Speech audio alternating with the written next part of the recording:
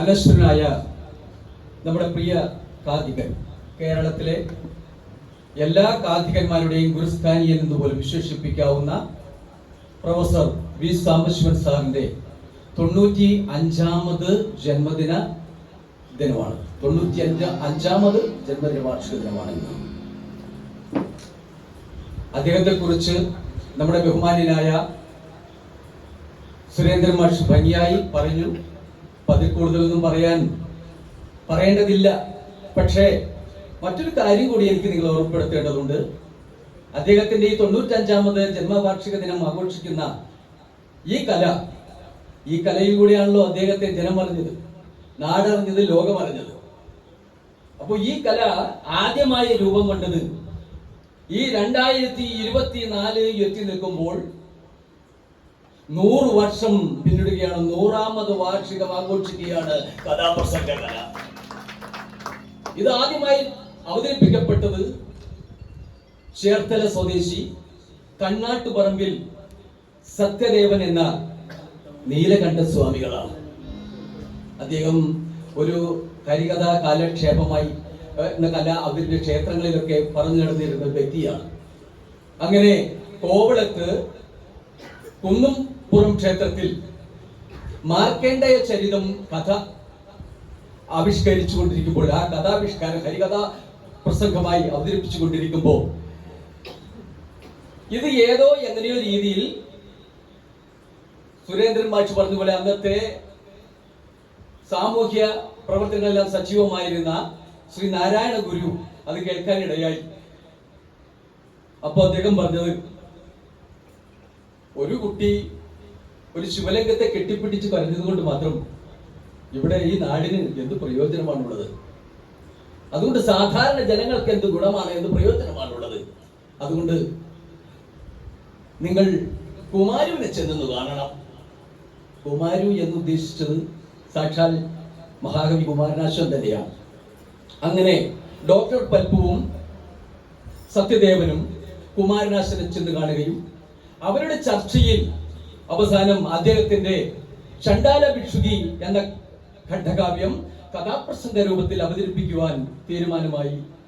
അങ്ങനെ ചേന്നമംഗലത്ത്, വടക്കൻ പറവൂരിൽ ചേന്നമംഗലത്ത് 100 വർഷങ്ങൾക്ക് മുമ്പ് വടക്കംപുറം എന്ന ഗ്രാമത്തിൽ ഒരു പള്ളിക്കൂട വരാന്തയിൽ ഈ കല ആദ്യമായി അവതരിപ്പിക്കപ്പെട്ടു. അതിനുശേഷം നിരവധി കാഥികന്മാർ ഇരുളടഞ്ഞ ഒരു സമൂഹത്തെ ഈ വെളിച്ചത്തിലേക്ക് നയിക്കാൻ ഈ കല എന്തുകൊണ്ടും ഉപകാരപ്രദമാണെന്ന് ഗുരുദേവിന് തോന്നിയിട്ടോ എന്തോ അദ്ദേഹത്തിന്റെ പ്രോത്സാഹന പ്രകാരം പിന്നെ നിരവധി കാഥികന്മാര് രംഗത്തേക്ക് വന്നു. അതിൽ പ്രധാനിയാണ് നമ്മുടെ സാംബശിവൻ സാർ, കെടാമംഗലം ചേർത്തല ബാലചന്ദ്ര സാറിന്റെ മാതാവ് ഭവാനിയമ്മ, കൈമ പറമ്പൻ, അങ്ങനെ തുടങ്ങി നിരവധി കാഥികന്മാർ ഈ രംഗത്തേക്ക് വരികയുണ്ടായി. അങ്ങനെ 3 വർഷം പിന്നിടുമ്പോഴും എന്നെ പോലുള്ള ഒരു കാഥികന്റെ സങ്കടം ഇന്നത്തെ തലമുറയിൽ നിന്നും ഈ കല അകന്നു പോകുന്നു എന്നുള്ളതാണ്. സുരേന്ദ്രൻ മാഷ് പറഞ്ഞതുപോലെ ഇത് കാലഹരണപ്പെട്ടുകൊണ്ടിരിക്കുകയാണോ എന്ന് തോന്നിപ്പോകുന്നു ഇന്നത്തെ തലമുറയിൽ. കാരണം ഇന്ന് ആർക്കും സമയമില്ല ഈ കഥ ശ്രദ്ധയോടെ ഇരുന്ന് കാണാനും കേൾക്കാനും. ഇന്നത്തെ തലമുറയ്ക്ക് മാത്രമല്ല, ഇന്നത്തെ രക്ഷിതാക്കൾക്കും സമയമില്ല. എല്ലാവരും സാധാരണ എപ്പോഴും ഫോണിലാണ്, സദാസമയം ഫോണിലാണ്. കുട്ടികളെ കുറ്റം പറഞ്ഞിട്ട് കാര്യമില്ല, കുറവ് പറയാൻ കഴിയില്ല. കാരണം പഠിക്കാനും പഠിപ്പിക്കാനും എല്ലാം ഇന്ന് മൊബൈൽ അത്യന്താപേക്ഷിതമാണ്. അപ്പൊ അതുകൊണ്ട് തന്നെ മൊബൈലിനെ കുറ്റം പറഞ്ഞിട്ട് കാര്യമില്ല. പക്ഷെ സമയം നമ്മൾ കണ്ടെത്തേണ്ടതാണ്. അങ്ങനെ സമയമില്ല. നോക്കണം, മക്കൾക്ക് രക്ഷിതാക്കളോട് സംസാരിക്കാൻ സമയമില്ലെന്ന് വീട്ടിൽ ചെന്നാൽ, അമ്മയ്ക്ക് അച്ഛനോട് സംസാരിക്കാൻ നേരമില്ല, മക്കൾക്ക് സംസാരിക്കാൻ നേരം. എല്ലാവരും സദാ ഫോണിലാണ്. ഈ സമയക്കുറവ് എന്തുകൊണ്ടാണെന്ന് ചോദിച്ചാൽ അത് നമ്മൾ തന്നെ വരുത്തി തീർക്കുന്നതാണ് ഈ സമയക്കുറവ്. സമയം സ്വയം നാം കണ്ടെത്തണം. ഇന്ന് എല്ലാത്തിന്റെയും പിറകെ സമയമാണ്, സമയം ഓടിക്കൊണ്ടിരിക്കുകയാണ്. ഈ സമയമില്ല സമയത്ത് കഥ കേൾക്കാൻ എത്തിയ നിങ്ങളോട് ഞാൻ നന്ദി പറയുകയാണ്. ഭാര്യയ്ക്ക് ഭർത്താവിനോട് സംസാരിക്കാനും, ഭർത്താവിന് ഭാര്യയോട് സംസാരിക്കാനും, അച്ഛനോട് സംസാരിക്കുന്ന സമയമില്ല. അവസാനം ഈ ഫോൺ നോക്കിക്കൊണ്ടിരിക്കുന്ന ഭാര്യ മറ്റൊരുത്തിന്റെ കൂടെ ഒളിച്ചോടി പോകുമ്പോഴും ആ ഭാര്യ പറയുന്നു അയാൾക്ക് തീരെ ഒന്നിനും സമയമില്ല എന്നുള്ളതാണ്. ഈ സമയമില്ലാത്ത സമയത്തും കഥ കേൾക്കാനെത്തിയ നിങ്ങൾക്ക് നന്ദി പറഞ്ഞുകൊണ്ട് സമയമായില്ലേ സമയമായില്ലേ എന്നും പറഞ്ഞ് തന്റെ തോഴിയോട് തന്റെ സഹപ്രവർത്തിയോട് കയർക്കുന്ന ഒരു കഥാനായികയെ പരിചയപ്പെടുത്തിക്കൊണ്ട് ഈ കഥാപ്രസംഗ പരിപാടി സവിനയം ഞങ്ങൾ ആരംഭിക്കട്ടെ. സമയമായില്ല പോലും സമയമായില്ല പോലും എന്റെ ഒഴിഞ്ഞു തോടി. സമയമായില്ല പോലും സമയമായില്ല പോലും എന്റെ ഒഴിഞ്ഞു തോടി. ഈ പറഞ്ഞത് ആരാണെന്നറിയോ? നമ്മുടെ അനശ്വരനായ മഹാകവി കുമാരനാശാന്റെ വിശ്വവിഖ്യാതമായ കരുണ എന്ന ഖണ്ഡകാവ്യത്തിലെ സുന്ദരിയായ ചെറുപ്പക്കാരിയായ കഥാനായിക വാസവദത്ത.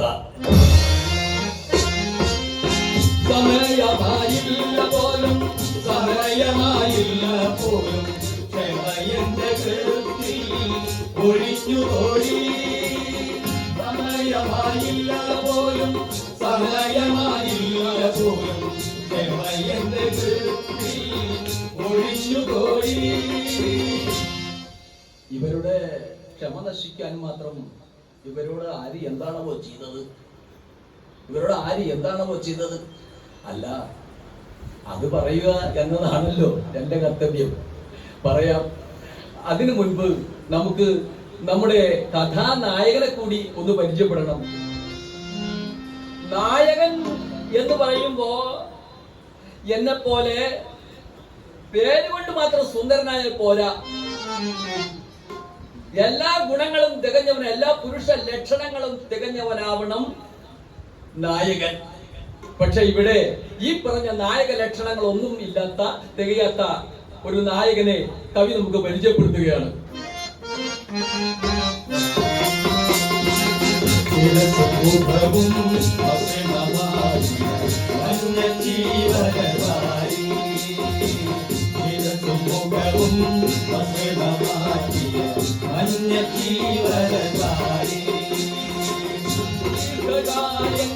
സൗമ്യശീലൻ ചാകരാജൻ സൗമ്യശീലൻ ചാകരാജൻ ചാകരാജൻ ചിരസുഖവും മസ്തനമായി മഞ്ഞജീവനമായി മഞ്ഞജീവനമായി. അയ്യോ, ഞാൻ മറന്നു, ക്ഷമിക്കണം കേട്ടോ. കഥ പറയുന്നത് ഞാൻ പറയാം. ഈ കഥ നടക്കുന്നത് നമ്മുടെ നാട്ടിലല്ല, ഉത്തര മധുരാപുരിയിലാണ്. ഉത്തര മധുരാപുരി എന്ന് കേൾക്കുമ്പോൾ തന്നെ നമ്മുടെ മനസ്സിൽ ഓടിയെത്തുന്ന ഒരു രൂപമുണ്ടല്ലോ, ഭഗവാൻ കൃഷ്ണന്റെ രൂപം. ശരിയാണ്, ഭഗവാൻ കൃഷ്ണന്റെ അവതാരം കൊണ്ട്, ജന്മം കൊണ്ട് അനുഗ്രഹീതമായ പുണ്യഭൂമി ഉത്തര മധുരാപുരി.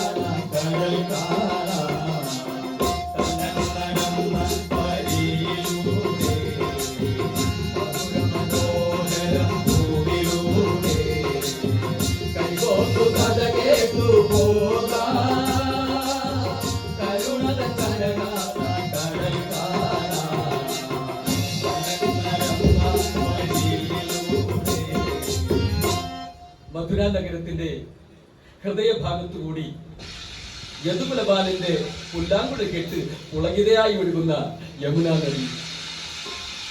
ആ യമുനാ നദിയുടെ മേലെ കരയിലേക്ക് ഒന്ന് നോക്കണം. അതാണ് കുമാരനാശാൻ തന്നെ നമ്മോട് പറഞ്ഞു തന്ന ആത്മവിദ്യാലയം. ആത്മവിദ്യാലയം. അടിനിലയില്ല ജീവിതമല്ല ആറടി മണ്ണിൽ നീറിയോടും. അടിനിലയില്ല ജീവിതമല്ല ആറടി മണ്ണിൽ നീറിയോടും. ആത്മവിദ്യാലയമേ ആത്മവിദ്യാലയമേ.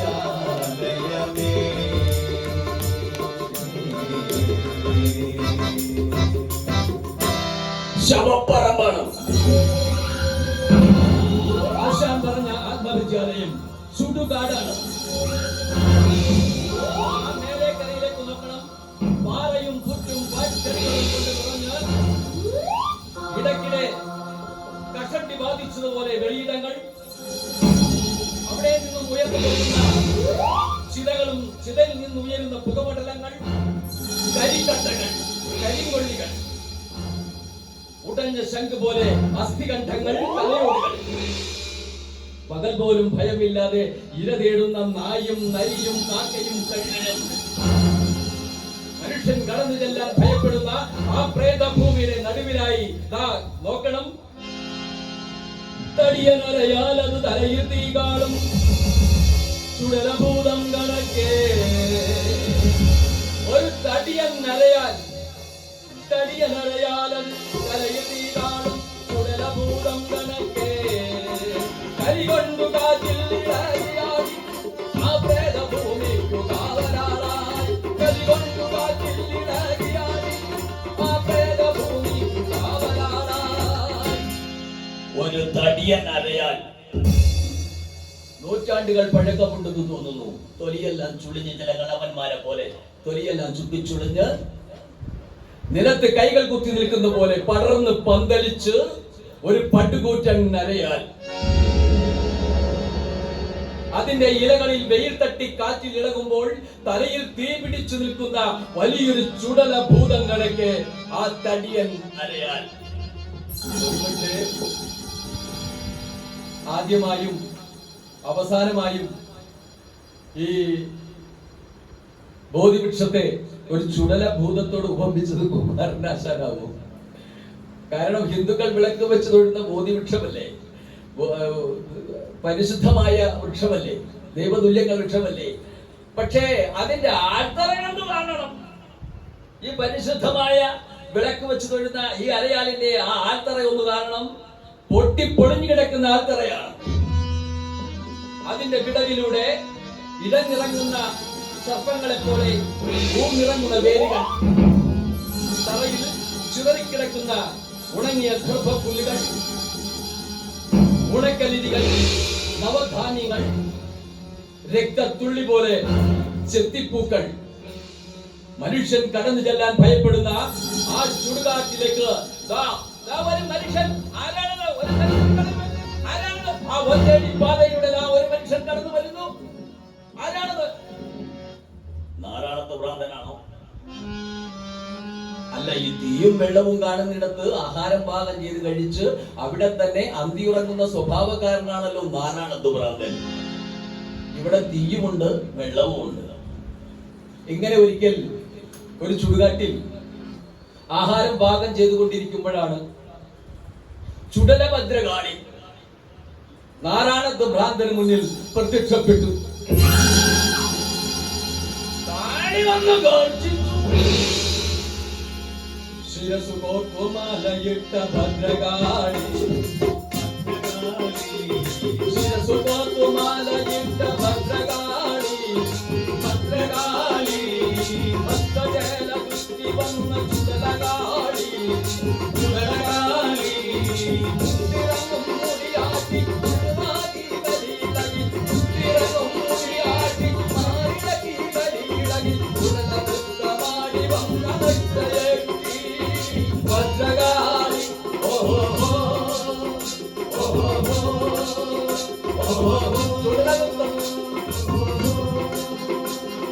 ശിരസു കോർത്തുമാലയിട്ട ഭദ്രകാളി, ഭദ്രകാളി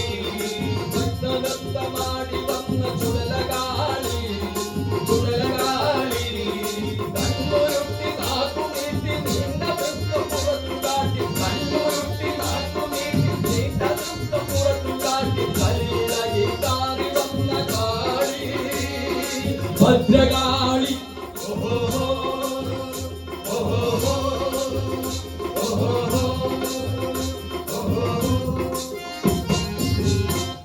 കാളിയുടെ ഈ പ്രകടനമൊന്നും നാറാണത്ത് ഭ്രാന്തന് മുന്നിൽ വില പോയില്ല. മനുഷ്യ, നിങ്ങൾ ഇവിടെ നിന്നും പോകണം. ഈ രാത്രി ഞങ്ങൾക്ക് ഇവിടെ നൃത്തം ചെയ്യേണ്ടതുണ്ട്. അതിനെന്താ, നിങ്ങൾ നൃത്തം തുടങ്ങിക്കോളൂ. എനിക്കും നിങ്ങളുടെ നൃത്തം ഒന്ന് കണ്ട് ആസ്വദിക്കാമല്ലോ. ഞങ്ങളുടെ നൃത്തം മനുഷ്യരാരും കാണാൻ പാടുള്ളതല്ല. അയ്യേ, മനുഷ്യർക്ക് കാണാൻ കൊള്ളാത്തതാണെങ്കിൽ വേണ്ട, ഞാൻ കണ്ണുകൾ കൂട്ടിയിരുന്നോളാം. നിങ്ങൾ തുടങ്ങിക്കോളൂ. നിങ്ങൾക്ക് ഞങ്ങളെ കണ്ടിട്ട് ഭയം തോന്നുന്നില്ലേ? ഞാൻ എന്തിനു നിങ്ങളെ കണ്ടിട്ട് പേടിക്കണം? നിങ്ങൾ എന്നാ കേരളത്തിലെ ഗുണ്ടാസംഘങ്ങളോ? ഞാൻ എന്തിനു ഭയപ്പെടണം? നിങ്ങൾക്ക് ഭയമുണ്ടെങ്കിൽ പോകാം. തീയും വെള്ളവും കിട്ടുന്നിടത്ത് ആഹാരം പാകം ചെയ്ത് കഴിച്ച് അവിടെ തന്നെ അന്തി ഉറങ്ങുന്നതാണ് എന്റെ ശീലം. അതുകൊണ്ട് നിങ്ങൾക്ക് വേണമെങ്കിൽ പോകാം. ഈ മനുഷ്യൻ അത്ര കണ്ട് നിസ്സാരക്കാരനല്ലെന്ന് കാളിക്ക് ബോധ്യമായി. കാളി ഒന്ന് തണുത്തു. ഹേ മഹാത്മാവേ, എന്തോ അങ്ങ് പോകുന്നില്ലെങ്കിൽ വേണ്ട, ഞങ്ങൾ തന്നെ പോയേക്കാം. പക്ഷെ ഒരു കാര്യം, മനുഷ്യരെ കണ്ടാൽ വരം നൽകുകയോ അല്ലെങ്കിൽ ശപിക്കുകയാണ് ഞങ്ങളുടെ പതിവ്. അതുകൊണ്ട് നിങ്ങൾ വരം ചോദിക്കൂ. എനിക്ക് നിങ്ങളുടെ വരമൊന്നും വേണ്ട. അയ്യോ, അങ്ങനെ പറയരുത്. വരം തരാതെ പോകാൻ ഞങ്ങൾക്ക് നിവൃത്തിയില്ല. അതുകൊണ്ട് വരം ചോദിച്ചോളൂ. ഇത് വലിയ ശല്യമായല്ലോ. എങ്കിൽ നിങ്ങൾ എന്റെ ആയുസ് ഒരു ദിവസം ഒന്ന് കൂട്ടിത്തരാമോ? അയ്യോ, അതിന് ഞങ്ങൾക്ക് കഴിയില്ല. വേണ്ട, ഒരു ദിവസം കുറച്ചു തന്നാലും മതി. അയ്യോ, അതിനും നിവർത്തിയില്ല. പിന്നെ നിങ്ങളെ കൊണ്ട് എന്തിനു കൊള്ളാം? കാളിയാണത്രേ, കാളി. നിങ്ങൾ മറ്റെന്തെങ്കിലും ചോദിക്കൂ, ഞങ്ങൾ നൽകും. ശരി, ചോദിച്ചു കളയാം. നിങ്ങൾ എന്റെ ഈ ഇടത്തെക്കാലിലെ ഈ മന്ത് കണ്ടോ? ഈ ഇടത്തെക്കാലിലെ മന്ത്, ഈ മന്ത് വലമായി നൽകൂ. വലം കാലിലേക്കെന്റെ മന്തൊന്നു മാറാൻ വലം തരേണം. വലം കാലിലേക്കെന്റെ മന്തൊന്നു മാറാൻ വലം തരേണം.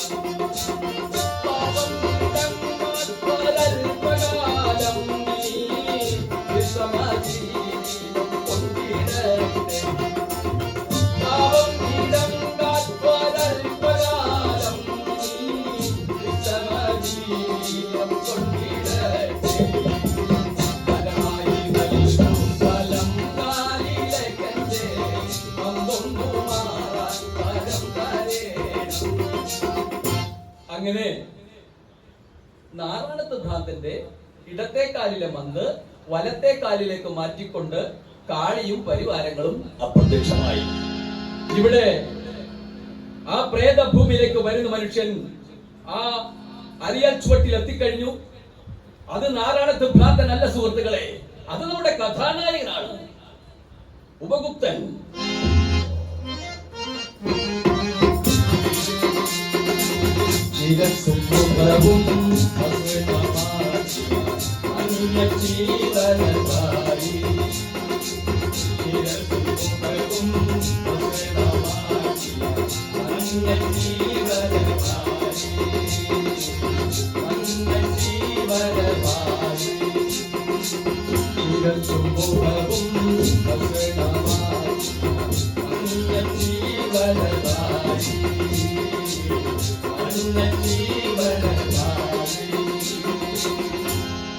ആ അരയൽ ചുവട്ടിലെത്തിയതും ഉപഗുപ്തൻ ഒന്ന് ഞെട്ടി. എന്ത് കണ്ടിട്ടാണാവോ അദ്ദേഹം ഞെട്ടിയത്? അല്ല, നമ്മൾ കണ്ടതാണല്ലോ. ആ അരയാലിന് ചുറ്റുപാടും നമ്മൾ ശ്രദ്ധിച്ചതാണ്, നമ്മൾ കണ്ടതാണ്. ഉണങ്ങിയ ദർഭപ്പുല്ലും ഉണക്കലരിയും ധവധാന്യങ്ങളും രക്തത്തുള്ളി പോലെ വീണ് കിടക്കുന്ന തെച്ചിപ്പൂവും എല്ലാം നമ്മൾ കണ്ടതാണ്. പിന്നെ എന്ത് കണ്ടിട്ടാണ് അദ്ദേഹം ഞെട്ടിയത്? ആ തടിയൻ അരയാലിന്റെ മറുവശത്തേക്ക് ഒന്ന് നോക്കണം. കരചരണങ്ങൾ മുറിച്ചു മാറ്റി മൂക്കും മുലയും മറുത്തു വിരൂപമായി. കരചരണങ്ങൾ മുറിച്ചു മാറ്റി മൂക്കും മുലയും മറുത്തു വിരൂപമായി. രക്തത്തിൽ മുങ്ങിക്കിടപ്പൂ വിഗതമായി മധുരതൻ സൗന്ദര്യകാമം നിശേക്ഷയായി. നമ്മുടെ കഥാനായിക സമയമായില്ലേ സമയമായില്ലേ എന്ന് ചോദിച്ചുകൊണ്ട് തോഴിയോട് കയർത്ത നമ്മുടെ പ്രിയ കഥാനായിക വാസവദത്ത, മധുരാപുരിയുടെ മനം മയക്കിയ മോഹനാംഗ വാസവദത്ത, കുപ്രസിദ്ധയായ വേശ്യാംഗന വാസവദത്ത.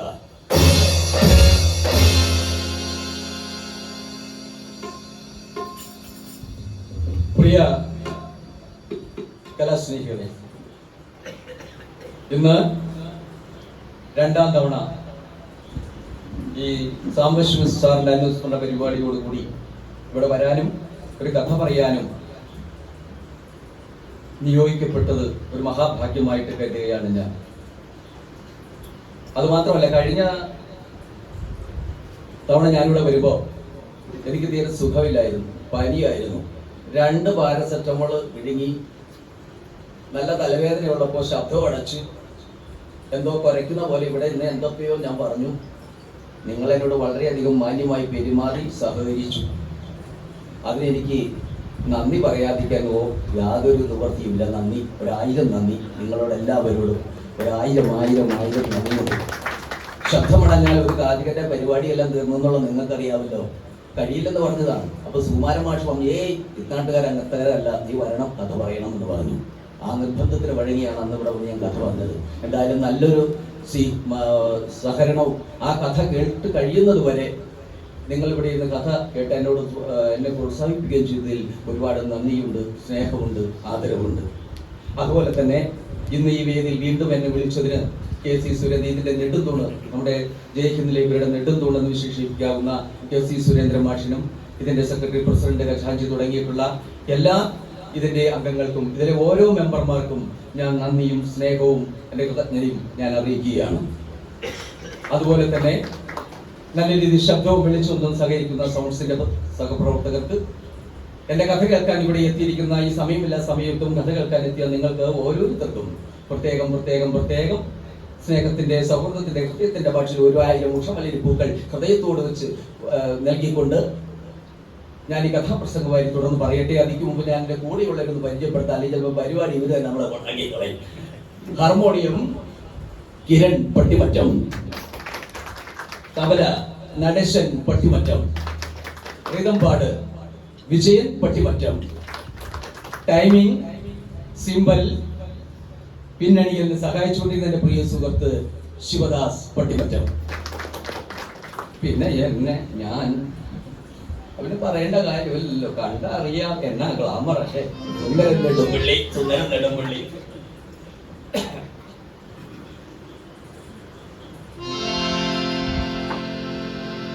തന്റെ കഥാനായിക വാസവദത്തെ അറിയാത്തവരായി ഉത്തര മധുരാപുരിയിൽ ആ നാട്ടിൽ ആരുമില്ലെന്നാണ് കുമാരനാശാന്റെ പക്ഷം.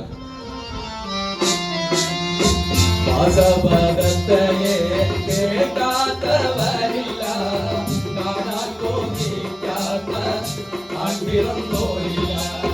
വാസവദത്തയെ കേൾക്കാത്തവരില്ല, കാണാൻ തോന്നിക്കാത്ത ആൺപിറന്നോരില്ല. പുരുഷവർഗത്തിൻ ഹൃദയത്തിൽ മോഹം വിതറുന്ന മോഹനാംഗം. പുരുഷവർഗത്തിൻ ഹൃദയത്തിൽ മോഹം വിതറുന്ന മോഹനാംഗം.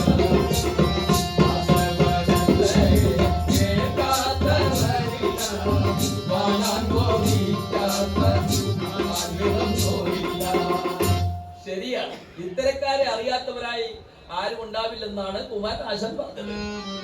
അത് ശരിയാണ്. ഇപ്പോ ഈ തൊടുപുഴ വന്ന് അല്ലെങ്കിൽ മുതലക്കോടത്ത് വന്നിട്ട് ഈ ജയ്ഹിന്ദ് ലൈബ്രറി എവിടെയാണ് എന്ന് ചോദിച്ചാൽ ചിലപ്പോ എല്ലാവരും അങ്ങോട്ടൊന്ന് പറഞ്ഞു തന്നു വരില്ല, മനസ്സിലാക്കി കാണുന്നു വരില്ല.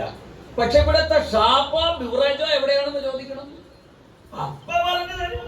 അതുപോലാണ്. അല്ലാതെ കുമാരനാശാൻ പറഞ്ഞാലും ദുർവ്യാഖ്യാനം ഒന്നും ചെയ്തേക്കരുത്. വാസവദത്തായ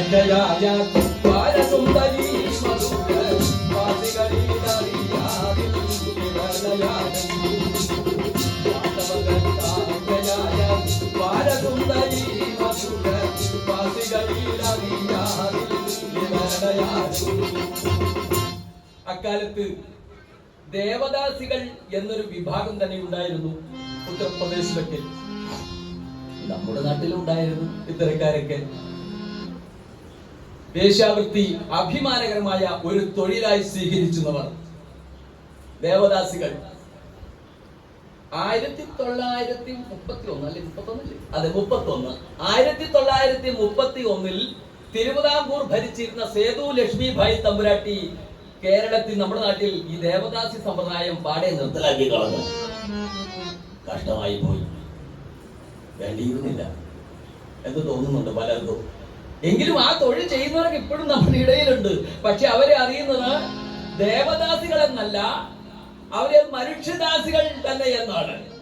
ഇവിടെ മൂക്കും മുലയും അറുത്ത് രക്തത്തിൽ പുതഞ്ഞു കിടക്കുന്ന ആ മാംസപിണ്ഡത്തെ കണ്ടിട്ടാണ് ഉപക്തൻ ചോദിച്ചത്, പറയൂ സഹോദരി, ഈ കിടക്കുന്നത് വാസവദത്ത തന്നെയാണ്, പറയൂ, എന്താണ് ഇവർക്ക് ഇങ്ങനെ സംഭവിക്കാൻ കാരണം? ഈ രക്തത്തിൽ മുങ്ങി ഇങ്ങനെ കൈകാലുകളൊക്കെ അറുത്ത് മാറ്റി മൂക്കും മുലയും അറുത്ത് ഒരു സ്ത്രീയെ ഈ രൂപത്തിലാക്കിയ ശ്മശാന ഭൂമി കൊണ്ടു തള്ളാൻ, അല്ലെങ്കിൽ എന്താണ് ഇവർക്ക് സംഭവിച്ചത്? എന്താണ് ഇതിന്റെ കാരണം? ചേട്ടാ, വല്ല കള്ളന്മാര് രാത്രിയിലെങ്ങാനും അങ്ങനല്ലേ?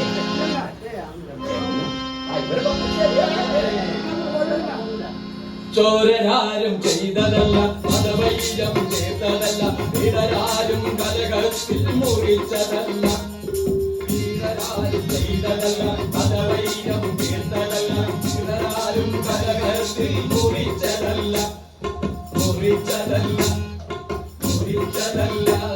പിന്നെ എങ്ങനെയാണ് ഇത് സംഭവിച്ചത്?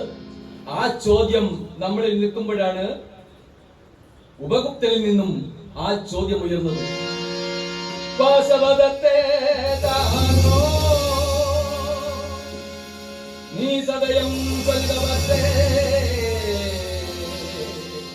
ഉപഗുപ്തൻ വാസവദത്തേ താനോ വിഭിന്നമാം പ്രിയജനം നീ സദയം കൊല്ലവത്തേ ഉപഗുപ്തൻ വാസവദത്തേ താനോ വിഭിന്നമാം പ്രിയജനം നീ സദയം കൊല്ലവത്തേ ഉപഗുപ്തൻ. പറയൂ സഹോദരി, ഈ കിടക്കുന്നത് ഇത് വാസവദത്ത തന്നെയാണോ? ഞാൻ ഉപഗുപ്തനാണ്. ഞാനാണ് ഉപഗുപ്തൻ.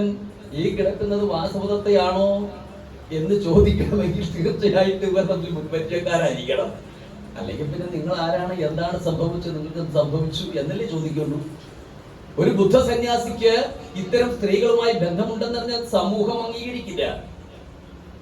അല്ല, അതുകൊണ്ടാണല്ലോ ഇപ്പൊ നമ്മുടെ നാട്ടിൽ ചില ഷാള് പുതച്ചവരും ഷാള് പുതയ്ക്കാത്തവരും, തൊപ്പി വെച്ചവരും തൊപ്പി വെക്കാത്തവരും, ഷർട്ട് ഊരിയവരും ഷർട്ട് ഊരാത്തവരും അകത്ത് പോയി കിടക്കേണ്ടി വന്നത്.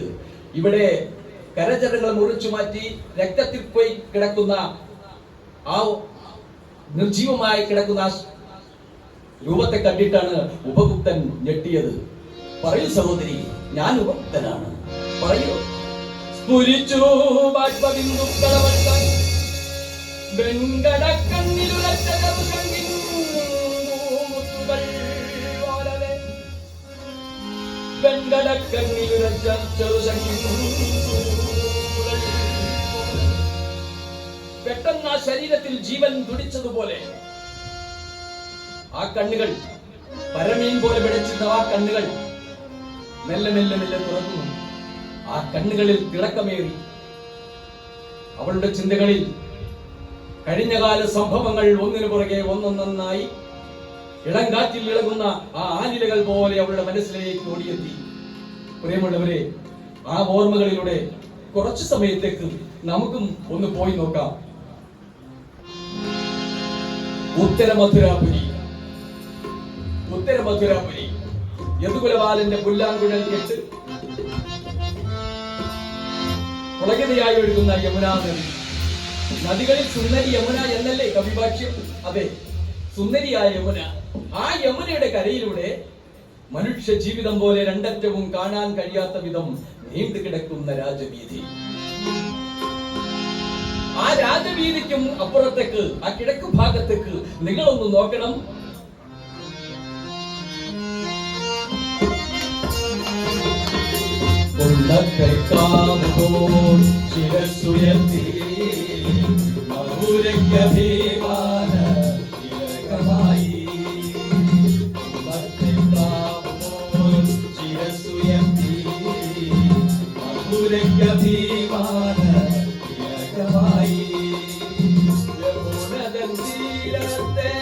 സ്വപ്നലോകം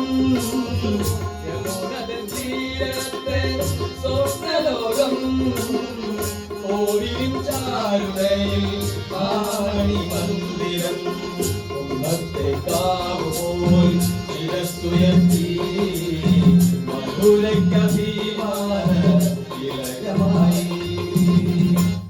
കോവില് പോലെ ആ രാജവീതിക്കും കിഴക്ക് ഭാഗത്ത് ഒരു മനോഹരമായ ഒരു വീട്, ഇരുനില മാളിക വീട്. ആ വീട് മാത്രമല്ല കേട്ടോ, അതിന്റെ മതിലാണ് കാണേണ്ട മതില്. ആ മതിലാണ് മതില്. വ്യാളിമുഖം വച്ചു തീർത്ത വളഞ്ഞ മതിലാനകത്താളിരുന്നാൽ കാണാമോ മതിലിനുള്ളിൽ. വ്യാളിമുഖം വച്ചു തീർത്ത വളഞ്ഞ മതിലാനകത്താളിരുന്നാൽ കാണാമോ മതിലിനുള്ളിൽ. വളരെ പൊക്കം കുറഞ്ഞ മതിലാണ്.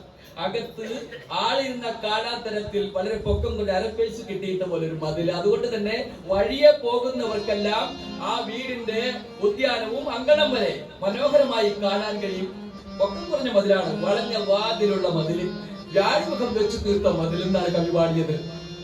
എന്നിപ്പോ ആളുകളെല്ലാം പുര വയ്ക്കുന്നതിന് മുമ്പ് മതിലാണ് പണി തീർക്കുന്നത്.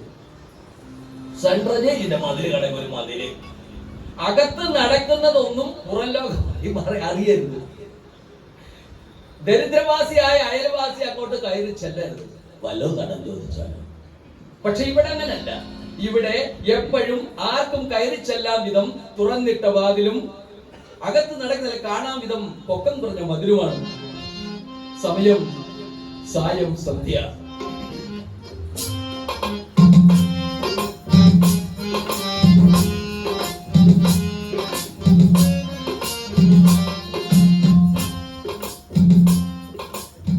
ദൂരെ ഒരു രാജമല്ലി പൂത്തു നിൽക്കുന്നത് പോലെ പടിഞ്ഞാറൻ വാനം, ഒരു കുങ്കുമം പൊട്ടുപോലെ സൂര്യൻ. ആ സായം സന്ധ്യയിൽ ആ മണിമാളിക വീടിന്റെ തെക്കേ മുറ്റത്ത് ഒരു മുത്തുക്കുട പോലെ പൂത്തു നിൽക്കുന്ന പൊന്നശോഭത്തിന്റെ ചുവട്ടില് വെണ്ണക്കല്ലിൽ തീർത്ത നീളമുള്ള ഇരിപ്പിടത്തിൽ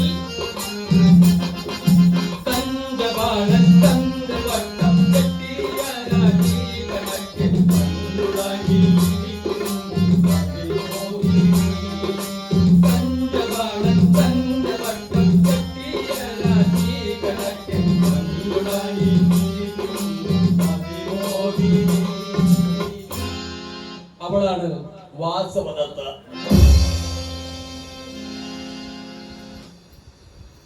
മോളെ അങ്ങനെ ഇരിക്കല്ലേ, എന്താ കഴിയും? അങ്ങനെ ഇരിക്കും, ശരിയാണ്.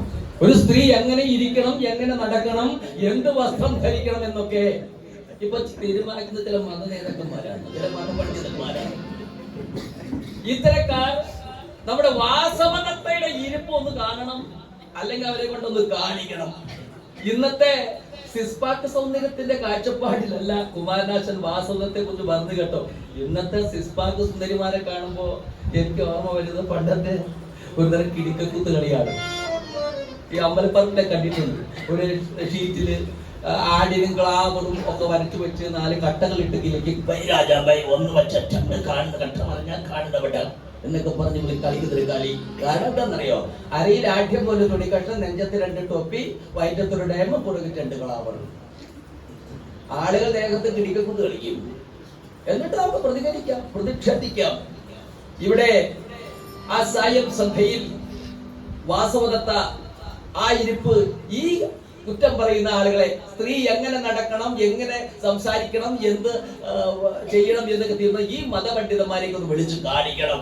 നോക്കണം, കാർമുകിൽ ചാലത്ത ആ മുടിയിൽ മുല്ലപ്പൂവ് ചൂടി, വാലിട്ട് കണ്ണെഴുതി സിന്ദൂര പൊട്ടും തൊട്ട്, കാതിൽ വലിയ കമ്മലിട്ട്, പൊന്നിന്റെ കസവുള്ള ഇറക്കമുള്ള പാവാടയും ഇറക്കമുള്ള ബ്ലൗസും ധരിച്ച്, കാലിലെ സ്വർണപാദസ്വരം കാണുമാറ് കാലിന്മേൽ കാലും കയറ്റി വെച്ച് കാലും കുലുക്കി, പനിനീരിൽ മുക്കിയ രാമച്ചവിശറി പനിനീരിൽ മുക്കി അത് കോഴിയുടെ കരിവള കിലുങ്ങുമാറ് തെരുതെരെ വീശിച്ചുകൊണ്ട്, കഞ്ചബാണ തന്റെ വട്ടം കെട്ടിയതാക്കി കണക്കെ കണ്ടുവാങ്ങി കഞ്ചബാണ തന്റെ വട്ടം കെട്ടിയതാക്കി കണക്കെ കണ്ടുവാങ്ങി. ഈ സന്ധ്യാനേരത്ത്, ഈ നേരം കെട്ട നേരത്ത്, ഈ അണിഞ്ഞൊരുങ്ങി ഈ ആളുകളെ കാണിക്കാൻ ഇപ്പോൾ എന്തിനാണോ ഈ മുറ്റത്ത് വന്നിരിക്കുന്നത്? നല്ല ചോദ്യം. ഞാനെന്തൊരു വ്യക്തിയാണല്ലോ, അവളൊരു വേശ്യാങ്കരയല്ലേ, 10 കാശ് കിട്ടുന്ന സമയമല്ലേ. ചില ആളുകൾ പറയാറില്ലേ, ചൂണ്ടക്കൊക്കെ പോകുന്ന ആളുകളെ, വരുന്നടേ, നല്ല കോള കിട്ടുന്ന സമയമാണെന്ന്, നല്ല കുത്തുള്ള സമയമാണെന്ന്, വരുന്നടേ എന്ന് പറയുമ്പോഴാണ് 10 കാശ് കിട്ടുന്ന സമയമല്ലേ. ഈ സമയത്ത് പ്രിയമുള്ളവരെ, ആ വളഞ്ഞ വ്യാളിമുഖം വെച്ചു തീർത്ത വളഞ്ഞ വാതിലും കടന്ന് ദാ ഒരു സുന്ദരി എത്തിക്കഴിഞ്ഞു. അവളെ കണ്ടതും അരിമുല്ലപ്പൂക്കൾ വിടർന്നു നെഞ്ചടിയിൽ, കാമദായകം തോറ്റു ഉയർന്നു. അരിമുല്ലപ്പൂക്കൾ വിടർന്നു നെഞ്ചടിയിൽ, കാമദായകം തോറ്റു ഉയർന്നു. പിരികൾ വിടർന്നു കവിള് ചുമന്നു, പിരികൾ വിടർന്നു കവിള് ചുമന്നു. ചന്ദാമര തോൽക്കും കവിളുണ കുഴികൾ നീങ്ങു പകരം കഴിഞ്ഞു. ചന്ദാമര തോൽക്കും കവിളുണ കുഴികൾ നീങ്ങു പകരം കഴിഞ്ഞു. അരിമുല്ലപ്പൂക്കൾ വിടർന്നു നെഞ്ചൊടിയിൽ, കാമദായകം തോൽക്കും ഉയർന്നു. ആ സുന്ദരി അടുത്തെത്തിയതും ടാപ്പ് തുറന്നിട്ട പോലെ, ഒരു മലവിളപ്പാച്ചിൽ പോലെ ഒരൊറ്റ ചോദ്യം, ഒട്ടും തന്നെ.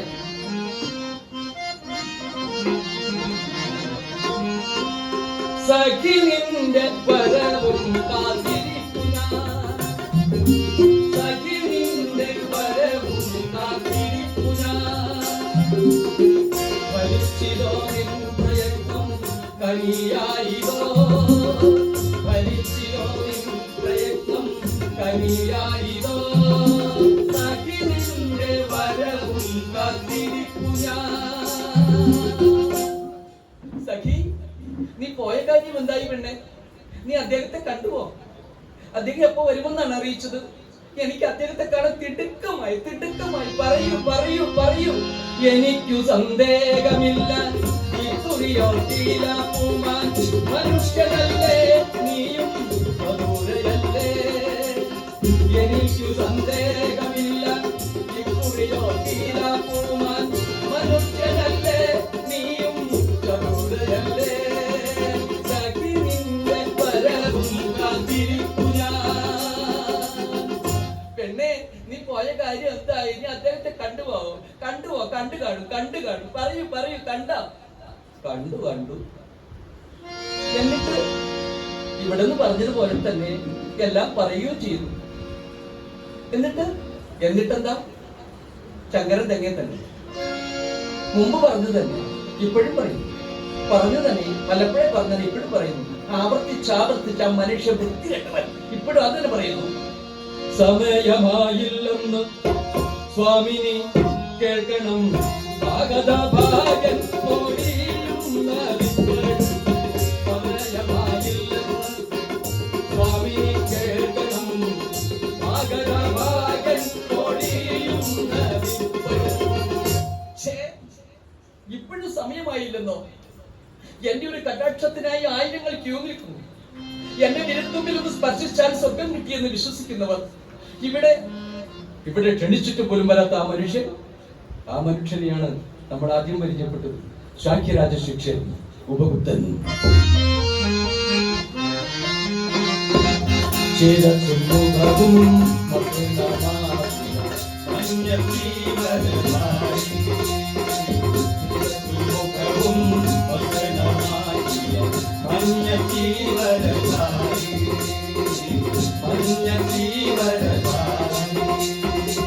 ദീർഘകായൻ സൗമ്യശീലൻ സാക്യരാജശിക്ഷ്യൻ.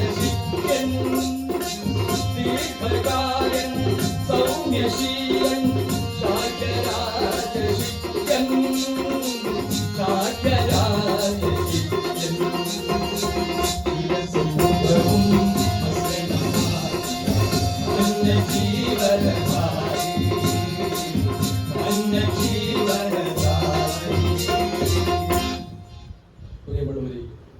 മനസ്സിൽ പ്രണയം വെക്കുന്ന യൗവനകാലത്ത് തന്റെ സങ്കല്പങ്ങൾക്ക് യോജിച്ച വ്യക്തിയെ മനസ്സിലെങ്കിലും സൂക്ഷിച്ചു വെക്കാത്തവരുണ്ടോ? ഉണ്ടാവില്ലെന്നാണ് എന്റെ ഒരു വിശ്വാസം. ശരിയാണ്, മനസ്സിൽ പ്രണയം പൂക്കുന്ന ആ യൗവനകാലത്ത് ഒരു ചെറുപ്പക്കാരൻ അവരുടെ മനസ്സ് തുറന്നു പ്രണയം ഒഴിച്ചു. വീരപാണ്ഡ്യൻ. കറുത്തഴകുള്ളവൻ കാലിലും ശക്തിയതിച്ചവൻ വീരപാണ്ഡ്യൻ. കറുത്തഴകുള്ളവൻ കാലിലും ശക്തിയതിച്ചവൻ വീരപാണ്ഡ്യൻ. ഏഴഴകുള്ളവൻ ഏഴയ്ക്കു തോഴനെ മധുര സൗന്ദര്യം മനസാവരിച്ചനാൻ. ഏഴഴകുള്ളവൻ ഏഴയ്ക്കു തോഴനെ മധുര സൗന്ദര്യം മനസാവരിച്ചനാൻ. കറുത്തഴകുള്ളവൻ കാലിലും ശക്തിയതിച്ചവൻ വീരപാണ്ഡ്യൻ. ഏഴഴകുള്ളവൻ ഏഴയ്ക്കു തോഴനെ മധുര സൗന്ദര്യം മനസാവരിച്ചനാൻ. വാസവദത്ത വീരപാണ്ഡ്യനെ പ്രണയിച്ചത് അയാളുടെ കാലിലുമ്പിൻ ശക്തി കണ്ടിട്ടോ അല്ലെങ്കിൽ അയാളുടെ ധനമോ മോഹിച്ചല്ല. അയാൾ നാട്ടിലെ ഒരു തൊഴിലാളി നേതാവാണ്, ജനസമ്മതനാണ്, ബഹുമാന്യനാണ്. തന്റെ തൊഴിലിന് നാട്ടുകാരിൽ നിന്നോ അല്ലെങ്കിൽ വീട്ടുകാരിൽ നിന്നോ എന്തെങ്കിലും രീതിയിൽ വല്ല തടസ്സവും ഉണ്ടായാൽ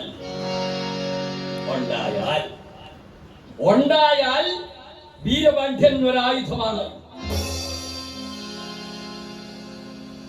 ഇത്തരം ആളുകളുടെയൊക്കെ മൗനസമ്മതത്തോടെ ഇപ്പോഴും ഇത്തരം ചെറുകിട ബിസിനസ് ഒക്കെ നമ്മുടെ നാട്ടിൽ പലയിടത്തും നടക്കുന്നുണ്ടെന്നാണ് ജനസംസാരം. പിടിക്കപ്പെട്ടാൽ പീഡനമായി, അല്ലെങ്കിൽ നമ്മുടെ നിയമങ്ങളൊക്കെ കോമഡി നിയമങ്ങളാണെന്ന് ഇപ്പോ ഈ അടുത്ത കാലത്ത് നിങ്ങളെ കണ്ടു കാണും. ഫേസ്ബുക്കിൽ ഒരു പോസ്റ്റ് കണ്ടു. നമ്മുടെ അതിഥി തൊഴിലാളികൾ അതിഥി മര്യാദ മറക്കുമ്പോൾ കേരളം പഴയ തായ്ലാന്റ് ആകുമോ എന്ന ആശങ്കയാണത്. ഇവിടെ വീരപാണ്ഡ്യനുമൊത്ത് പ്രണയസാഗരത്തിൽ നീന്തി തുടിക്കുന്ന ആ കാലഘട്ടത്തിലാണ്, ഒരു പ്രഭാതത്തിലാണ് അവൾ ആ ശരണമന്ത്രങ്ങൾ ആദ്യമായി കേട്ടത്.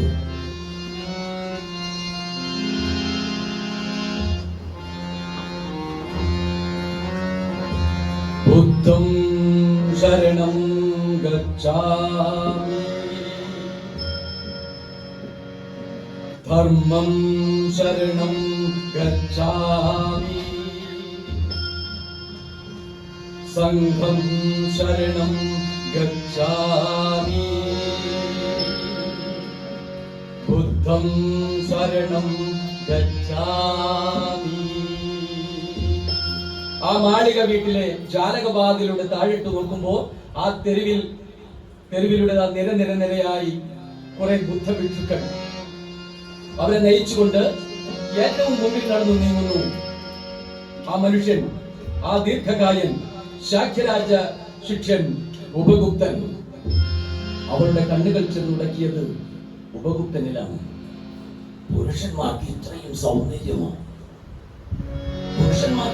സൗന്ദര്യമോ? ആണായാൽ താടി മീശം വേണം എന്ന പുരുഷ സൗന്ദര്യ സങ്കല്പമൊക്കെ തെറ്റി. പുരുഷരായാൽ ഇത്രയും സൗന്ദര്യമോ? ഏത് വിധനെയും ഈ സൗന്ദര്യത്തെ എനിക്ക് സ്വന്തമാക്കണം, അല്ലെങ്കിൽ ഈ ജീവിതം വെറും വ്യർത്ഥമാണെന്ന് അവൾക്ക് തോന്നി. ആ സാമീപ്യം അവൾ കൊതിച്ചു. അതിനായി പലതവണ തോഴിയെ പറഞ്ഞു വിട്ടതാണ്. അപ്പോഴെല്ലാം തോഴി വന്ന് പറയുന്നു, സമയമായില്ലെന്ന് സ്വാമിനി കേൾക്കണം, ആഗത ഭാഗ്യം തോഴിയും സ്വാമിനി കേൾക്കണം, ആഗത ഭാഗ്യം തോഴിയും സമയമായില്ലെന്ന് സ്വാമിനി കേൾക്കണം, ആഗത ഭാഗ്യം തോഴിയും. ആ വാക്കുകളിൽ അനുരാഗത്തിന് ചെറു സ്ഫുരണമെങ്കിലും ഇല്ല, ഉണ്ടെന്ന് എനിക്ക് തോന്നിയില്ല. സുഖലോലുപയായി ഭോഗാസക്തിയായി കഴിഞ്ഞിട്ട് എനിക്ക് ഇങ്ങനെ ഒരു ഗതികേട് ഇല്ല. വിട്ടില്ല ഞാൻ. വിശപ്പിന്നു വിഭവങ്ങൾ വെറുപ്പോളമാശിച്ചാലും വിശിഷ്ട ഭോജങ്ങൾ കാട്ടിൽ കൊടിയാമാക്കും. വിശപ്പിന്നു വിഭവങ്ങൾ വെറുപ്പോളമാശിച്ചാലും വിശിഷ്ട ഭോജങ്ങൾ കാട്ടിൽ കൊടിയാമാക്കും. അത് നേരം സ്വന്തം പറമ്പിൽ നല്ല വേളാങ്കി കപ്പ തിന്നാലും അന്യന്റെ പറമ്പില് കട്ടൻ കപ്പ കാണുമ്പോൾ പൂതി തോന്നും. ആണുങ്ങളായ അങ്ങനെയാണ്. അങ്ങനെ ചില സ്വഭാവങ്ങൾ ആണുങ്ങളുണ്ട്. നല്ല 4 നേരം പ്രഥമനും കൂട്ടി സദ്യയും കഴിച്ച് ഏമ്പക്കവും വിട്ട് പുറത്തേക്ക് വരുമ്പോ ആ പുറത്ത് ആ ഐസ്ക്രീം കണ്ടാൽ ആരും വിടത്തില്ലല്ലോ. അതുപോലാണ് വിശപ്പിന്നു വിഭവങ്ങൾ വെറുപ്പോളമാശിച്ചാലും വിശിഷ്ട ഭോജങ്ങൾ കാട്ടിൽ കൊതിയാമാക്കും. വിശപ്പിന്നു വിഭവങ്ങൾ വെറുപ്പോളമാശിച്ചാലും വിശിഷ്ട ഭോജങ്ങൾ കാട്ടിൽ കൊതിയാമാക്കും. തോഴി പറയുന്നു, സ്വാമിനി, എന്താ പെണ്ണെ, ഈ ബന്ധം നമുക്ക് ചേർന്നതല്ല, നമ്മുടെ തൊഴിലിന് ചേർന്നതല്ല. ആ മനുഷ്യൻ നമ്മളെ പരിഹസിക്കുകയാണ്. ദുഃഖങ്ങളിൽ നിന്ന് മനുഷ്യന് മോചനം നൽകാൻ കഴിയുമെന്ന് വിശ്വസിച്ച് നടക്കുന്ന ആ വിഡ്ഢിയായ ബുദ്ധന്റെ ശിക്ഷനല്ലേ. ഒന്നും നടക്കില്ല, മറന്നുകളാം. അത് മാത്രമോ, എന്റെ കാമുകൻ വീരപാണ്ഡ്യൻ ഇതറിഞ്ഞാൽ അതിന് വീരപാണ്ഡ്യനോട് ഇത് ആരാ ഇപ്പൊ പറയാൻ പോകുന്നത്? നമ്മൾ രണ്ടുപേർക്കും അല്ലാതെ മറ്റാർക്കും അറിയില്ലല്ലോ.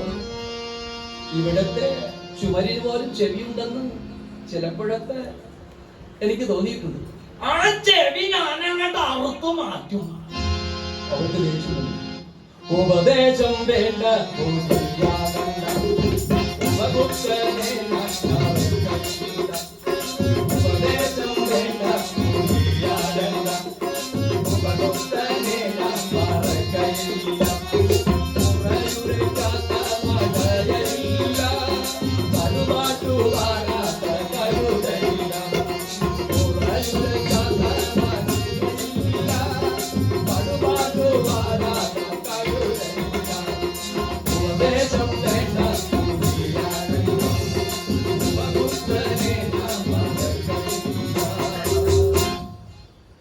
ഉപഗുപ്തനുമായിട്ടുള്ള പ്രണയത്തിന്റെ പേരും പറഞ്ഞ് ഇവളി തൊഴിൽ നിർത്തിയാൽ താനും പട്ടിണി കിടക്കുമോ എന്ന ശങ്ക തോഴിക്ക് തോന്നിയിട്ടോ എന്തോ. അവളെ ഈ പ്രണയക്കുരുക്കിൽ നിന്നും പിന്തിരിപ്പിക്കാൻ ശ്രമിക്കുമ്പോഴാണ് ദാ പുറത്ത് ഒരു മണികിലുക്കം.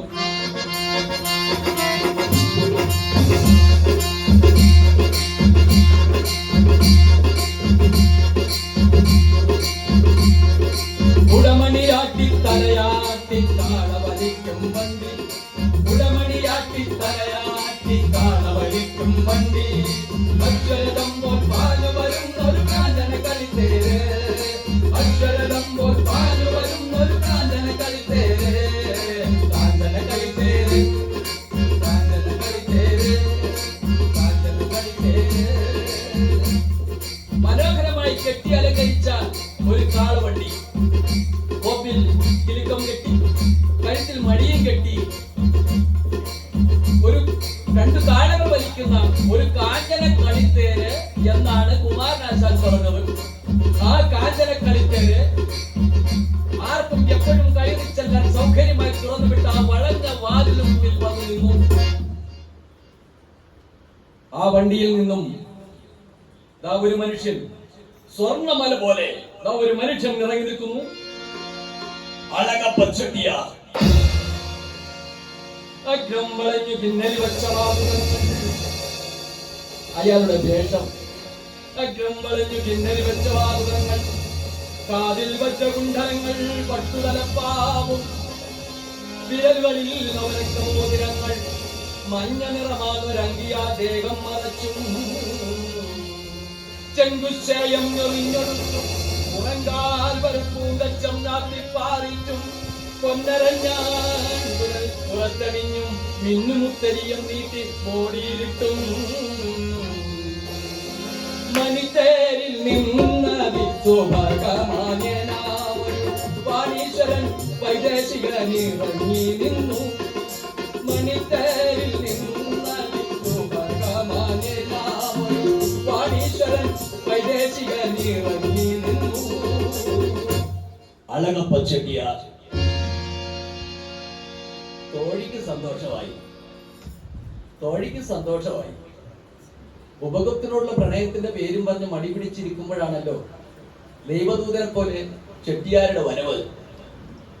ഗുളവർബുധമധ്യസ്ഥം നിംബബീജം പ്രതിഷ്ഠിത വയോസഹസ്രേണ വർഷം നിംഭാഗ്യം മധുരം യഥേ. ശർക്കരക്കുന്നിന്മേൽ വേപ്പിൻ തൈ നട്ട് ഏറിയ കാലം പാല് കൊണ്ട് ഭക്ഷിച്ചാലും വേപ്പ് കയ്പ് തീർന്ന് മധുരിക്കില്ല എന്ന പോലെ ഭോഗസുഖങ്ങളുടെ ചളിപുരണ്ട ജീവിതത്തിൽ നിന്നും അല്പം കരപറ്റി നിന്നതാണ് വിധി വീണ്ടും അവളെ കയത്തിലേക്ക് തള്ളിയിട്ടു.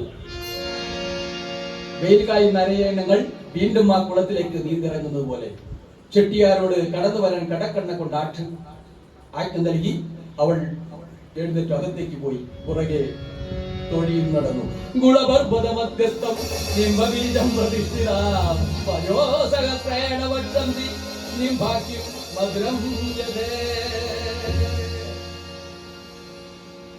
വാസവദത്തെ ഇപ്പോ വീരപാണ്ഡ്യൻ അത്ര കണ്ട് ഗൗനിക്കുന്നൊന്നുമില്ല. തന്നെയല്ല, ചെട്ടിയാരുമായിട്ടുള്ള ബന്ധം വാസവദത്തിന്റെ ജീവിതത്തിൽ ഒരു കോളിളക്കം തന്നെ സൃഷ്ടിച്ചു. പണം പണം പണം, പൊന്നും പണവും കുന്നുകൂടി. അതിൽ കൂടുതൽ എന്ത് വേണം? പണം ഉണ്ടെങ്കിൽ പിന്നെ എല്ലാം ആയിരുന്നല്ലേ. പണമില്ലാത്ത വെറും പിണമാണെന്നല്ലേ.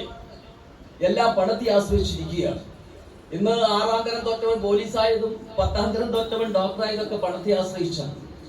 ചെട്ടിയാരുടെ കയ്യിൽ പൂത്ത പണമുണ്ട്. ഈ വീരപാണ്ഡ്യനെ, ഈ ശല്യത്തിനെ എങ്ങനെയെങ്കിലും ഒഴിവാക്കണം. 10 കാശ് കൊള്ളാത്തത് എന്തിനു കൂടെ നിർത്തണം. തന്നെയല്ല, വീരപാണ്ഡ്യന് ഈ ഇടയായിട്ട് ചില സംശയങ്ങളൊക്കെ തോന്നി തുടങ്ങിയിട്ടുണ്ട്. അതിപ്പോ ആണായാൽ അങ്ങനെയല്ലേ. ഇപ്പൊ ശ്രീരാമൻ പോലും സീതയെ കാട്ടിൽ ഉപയോഗിച്ച സംശയത്തിന്റെ പേരിലാണ്. വീരപാണ്ഡ്യന് ചില സംശയങ്ങളൊക്കെ വന്നു തുടങ്ങിയിട്ടുണ്ട്. അയാൾ അർത്ഥം വെച്ച് സംസാരിക്കുന്നു, അവജ്ഞയോടെ നോക്കുന്നു, സംശയത്തോടെ വീക്ഷിക്കുന്നു. ഇല്ല ഇല്ല, ഇത് പൊറുക്കാൻ കഴിയില്ല. ഇത് പൊറുക്കുന്നതിനും അപ്പുറമാണ്. ഈ മനുഷ്യന് എനിക്ക് വേണ്ട, എനിക്ക് വേണ്ട. 10 പൈസക്ക് കൊള്ളാത്തവന്റെ എന്തിനു കൂടെ നിർത്തണം? അത് ശരിയാണ്. ചില ആളുകൾ എങ്ങനെയാണ്, വാസവദത്തിന്റെ ജീവിതത്തിൽ ചില മാറ്റങ്ങൾ സംഭവിച്ചു. പണം കയ്യിലുള്ളപ്പോ ചില ആളുകൾ അങ്ങനെയല്ലേ, പണം കയ്യിലുള്ളപ്പോ കൂടെ നടക്കുന്നവരെ പോലും അറിയത്തില്ല. പണം കയ്യിൽ ഇല്ലെങ്കിൽ പുറകെ വരുന്നവരെ പോലും തിരിച്ചറിയുകയും ചെയ്യും. അതുപോലെയാണ് വാസവദത്തിനുണ്ടായത്. ആജ്ഞാപിച്ചവൾ അപേക്ഷിച്ചുകൊണ്ടിരുന്നവൾ ആജ്ഞാപിക്കാൻ തുടങ്ങിയ സമയത്ത് കാര്യം കൈവിട്ടുപോയെന്ന് തോഴിക്കും മനസ്സിലായി. ഉപഗുപ്തനെ സ്നേഹിക്കുകയും അളകപ്പ ചെട്ടിയാരെ സ്വീകരിക്കുകയും ഒരു കാമകൻ എന്ന വണ്ണം വീരപാണ്ഡ്യനെ അടുപ്പിച്ചു നിർത്തിക്കൊണ്ട് കാര്യങ്ങൾ മുന്നോട്ട് പോകുമ്പോ വാസവദത്തിന്റെ മനസ്സ് കലുഷിതമായി. ചെട്ടിയാരുടെ കയ്യിൽ പൂത്ത പണമുണ്ട്. ഇതിൽ ആരെ ഒഴിവാക്കും? വീരപാണ്ഡ്യൻ. അയാൾ ബഹുമാന്യനാണ്, ബഹുജന സമ്മതനാണ്, തൊഴിലാളി നേതാവാണ്. അവളുടെ മനസ്സ് കലുഷിതമായി. ഇതിൽ ആരെയാണ് ഒഴിവാക്കുക? ഒരുവനെ പിരിയാനും ഒരു കാലത്ത് രണ്ടാളെ ഭരിക്കാനും പണിയായി വലഞ്ഞു തങ്ങി. ഒരുവനെ പിരിയാനും ഒരു കാലത്ത് രണ്ടാളെ ഭരിക്കാനും പണിയായി വലഞ്ഞു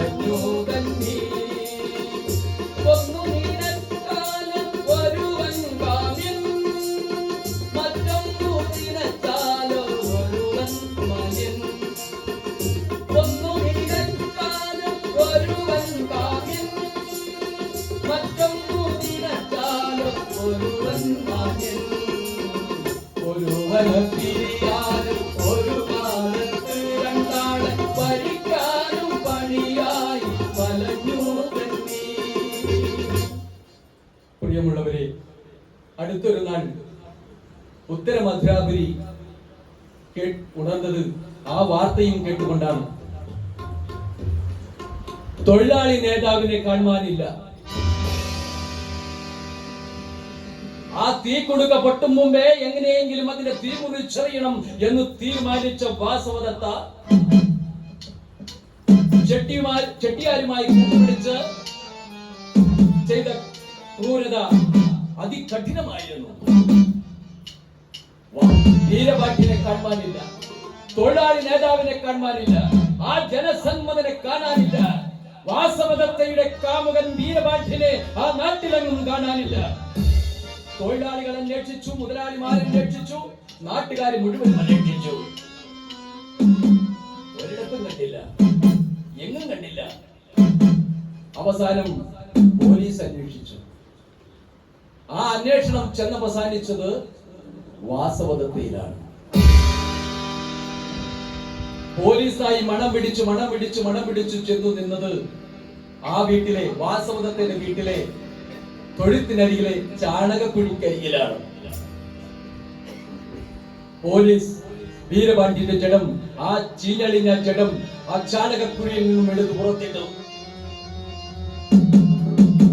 വാസവദത്തെ പോലീസ് അറസ്റ്റ് ചെയ്തു. വാസവദത്തയെ പോലീസ് അറസ്റ്റ് ചെയ്തു. അങ്ങനെ കോടതി വിധി അനുസരിച്ച് കോടതി അവളെ ശിക്ഷിച്ചു. അങ്ങനെ കോടതി വിധിയുമായി പാലിച്ച് ആ ശ്മശാന ഭൂമിയിലെ ആ ആലിൻ ചുവട്ടി കിടക്കുന്ന മാംസപിണ്ഡത്തെ കണ്ടിട്ടാണ്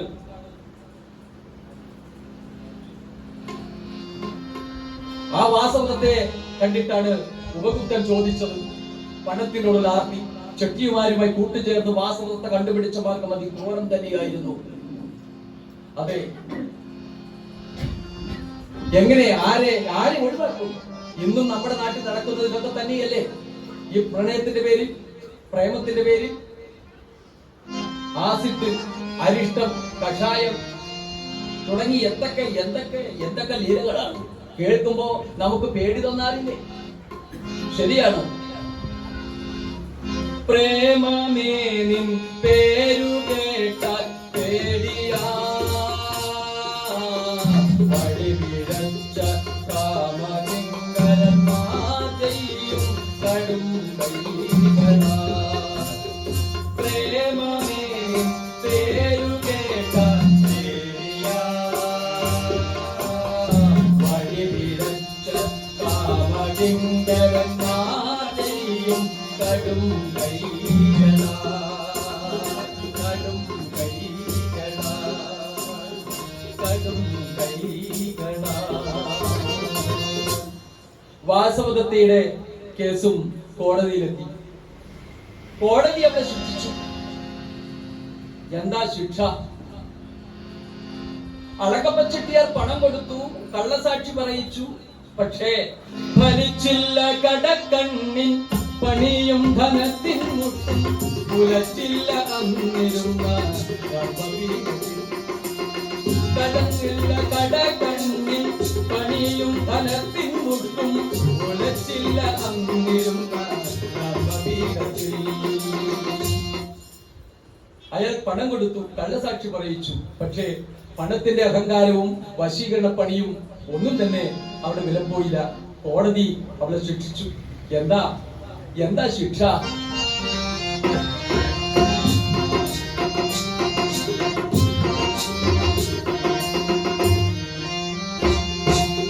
പരിശുദ്ധ സ്നേഹ മറവിൽ പോലും തന്നെ ജീവനെടുത്തോരാ പൂരകളേ.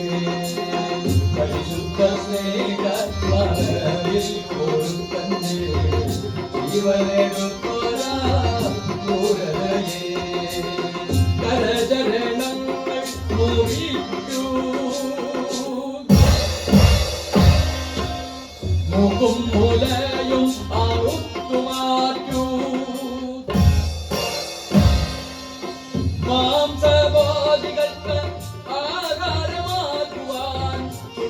കൂട്ടിൽ തള്ളണം കൽപ്പിച്ചു കോടതി. മാംസഭോജികൾക്ക് ആധാരമാക്കുവാൻ കൂടത്തിൽ തള്ളണം കൽപ്പിച്ചു കോടതി.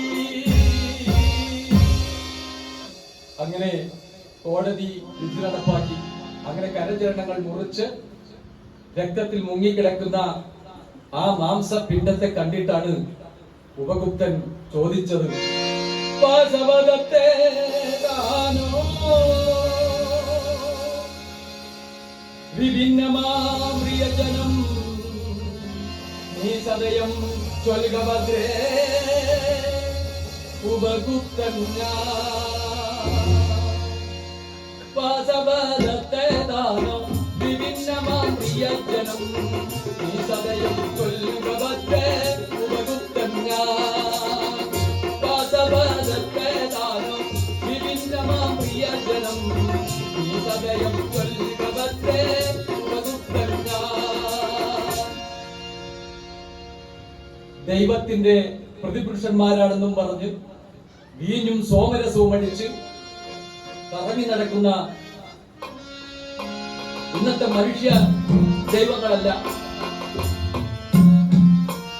ദൈവം നിന്നിൽ തന്നെയുണ്ട് എന്ന് വിശ്വസിക്കുന്നവർ, തത്വമസി ദൈവം നിന്നിൽ തന്നെയാണെന്ന് വിശ്വസിക്കുന്നവർ, എരിയുന്ന വെയിലത്ത് പൊരിയുന്ന വെയിലത്ത് തന്റെ മക്കളെ പോറ്റാൻ അധ്വാനിക്കുന്നവന്റെ അരികിൽ അവന്റെ വിയർപ്പ് തുള്ളികൾ ഒപ്പിക്കൊണ്ട് ഒരു കുളിർകാറ്റായി ദൈവം നിൽപ്പുണ്ട് എന്ന് വിശ്വസിക്കുന്നവർ, വാസവദത്തയ്ക്കുണ്ടായ ആ അനുഭവം കെട്ടറിഞ്ഞ് അവളെ ആശ്വസിപ്പിക്കാനായി എത്തിയതാണ് ഉപഗുപ്തൻ. പറയൂ സഹോദരി, ഈ കിടക്കുന്നത് വാസവദത്ത തന്നെയാണോ? ഞാൻ ഉപഗുപ്തനാണ്, ഞാനാണ് ഉപഗുപ്തൻ. ആ മാംസപിണ്ഡമനങ്ങും പെട്ടെന്ന് ആ ശരീരത്തിൽ ജീവൻ തുടിച്ചതുപോലെ ആ മാംസപിണ്ഡമനങ്ങും പുറപ്പെടുന്നു നിറങ്ങി ശബ്ദം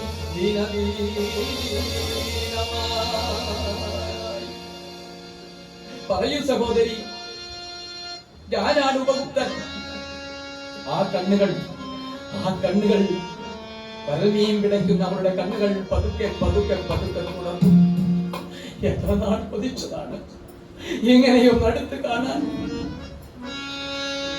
ആളെ പറഞ്ഞയച്ചപ്പോഴൊക്കെ സമയമായില്ലെന്നും പറഞ്ഞ് നല്ല സമയം മുഴുവനും പാഴാക്കിയില്ലേ. ഇപ്പോ ഈ അവസ്ഥയിൽ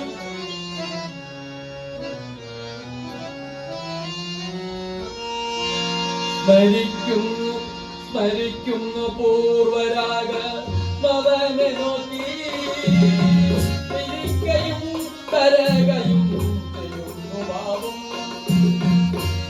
സ്മരിക്കുന്നു പൂർവരാഗം അവനെ നോക്കി ഇരിക്കയും കരകയും ചെയ്യുന്നു ഭാവം. പെട്ടെന്ന് ആ തോഴി അവരുടെ സാരി തലപ്പ് കൊണ്ട് ആ ശരീരം ഒന്ന് മൂടാൻ ശ്രമിച്ചു.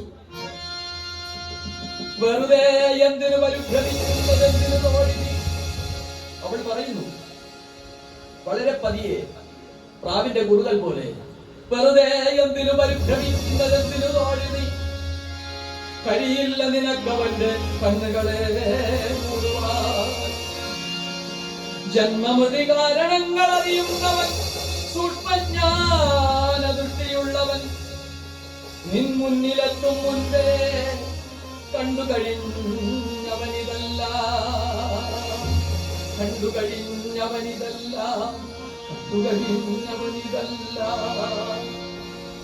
ഉപഗുപ്തന് അവൾ പറയുന്ന എന്താണെന്ന് കാര്യം മനസ്സിലായി. ഉപഗുപ്തൻ പറയുന്നു, സോദരി, അന്ന് നീ വിളിച്ചപ്പോൾ ഞാൻ വരാതിരുന്നതിൽ നീ പരിഭവമരുത്. ഇല്ല, ഞാൻ താമസിച്ചു പോയില്ലടോ കേരളത്തിലെ. ഞാൻ വരാത്തതിൽ പരിഭവമരുത് സഹോദരി. ഇല്ല, ഞാൻ താമസിച്ചു പോയില്ലടോ കേരളത്തിലെ. അറിയുന്നുണ്ട് ഞാൻ ആ കൃത്രിമ പ്രണയത്തിൻ ഉറവയൊന്നു നിന്നുണ്ടാകുന്നതും അതു നിൻ മഹിത ഗുണമെന്നോർത്ത് നിറയുന്നുണ്ടെനിക്കുള്ളിൽ നന്ദിദാനമേ, നിറയുന്നുണ്ടെനിക്കുള്ളിൽ നന്ദിദാനമേ. അന്ന് നീ വിളിച്ചപ്പോൾ ഞാൻ വന്നിരുന്നെങ്കിൽ ഞാൻ പറയുന്നത് കേൾക്കാൻ നീ ചെവിക്കൊള്ളുമായിരുന്നില്ല. ഇന്ന് അനുഭവം നിനക്ക് അറിവ് നൽകിയിരിക്കുന്നു. ഈ ജന്മത്തിൽ പാപത്തിന്റെ ഒരു കറയെങ്കിലും പറ്റാത്തവരായി ആരും തന്നെ ഉണ്ടാകില്ല സഹോദരി. നിന്റെ പശ്ചാത്താപം നിനക്ക് പാപമോചനം തരും. അങ്കുലീമാലനു പോലും ആർഗതമതമേകിയ തുങ്കമാം കരുണയെ നീ വിശ്വസിച്ചാലും, തുങ്കമാം കരുണയെ നീ വിശ്വസിച്ചാലും. അങ്കുലിമാലൻ മഹാദുഷ്ടനായ വെള്ളക്കാരൻ തന്റെ ഇഷ്ടദേവതയായ കാളിക്ക് 1000 പേരെ ബലി കൊടുത്ത് അജയ്യനാവാൻ നോമ്പ് നോറ്റിരുന്നവൻ അങ്കുലിമാലൻ.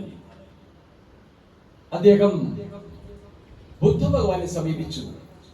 ഹേ ബുദ്ധ, ഞാൻ അങ്കുലിമാലൻ. അങ്കുലിമാലൻ എന്തു വേണം? നിന്നെ തന്നെ വേണം. അങ്ങനെയാവട്ടെ. ഇപ്പോ എത്ര പേരായി? 999. നീ കൂടിയായാൽ 1000 തികയും. അതിനെന്താ, സമ്മതം തന്നെ. പക്ഷേ ഞാൻ പറയുന്നത് കൂടി കേൾക്കാൻ അങ്കുലിമാലൻ മനസ്സു കാണിക്കണം. ആവാം, അങ്ങ് പറഞ്ഞുകൊള്ളൂ. അങ്കുലിമാലൻ കേൾക്കാൻ തയ്യാർ. അങ്ങനെ ബുദ്ധ ഭഗവാനിൽ നിന്നും അഷ്ടാംഗമാർഗ ധർമ്മോപദേശം ശ്രവിച്ച അങ്കുലിമാലന്റെ മനസ്സ് മാറിപ്പോയി. അദ്ദേഹം അങ്കുലിമാലൻ ബുദ്ധശിഷ്യനായി മാറി. അങ്കുലിമാലനെ തന്റെ കൂട്ടത്തിൽ ആർഹതനിൽ പ്രധാനി ആക്കി തീർക്കുകയും ചെയ്തു ബുദ്ധ ഭഗവാൻ.